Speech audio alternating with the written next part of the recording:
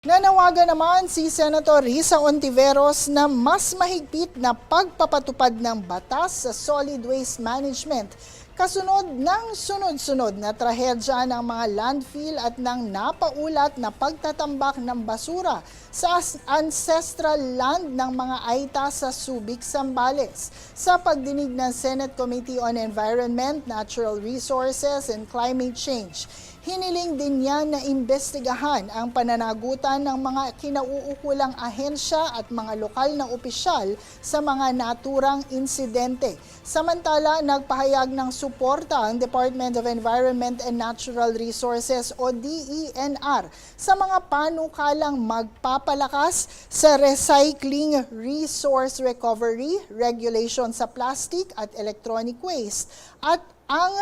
mas mahigpit na pagpapatupad ng Ecological Solid Waste Management Act. Ayon kay DENR Secretary Juan Miguel Cuna, tinatayang 23.6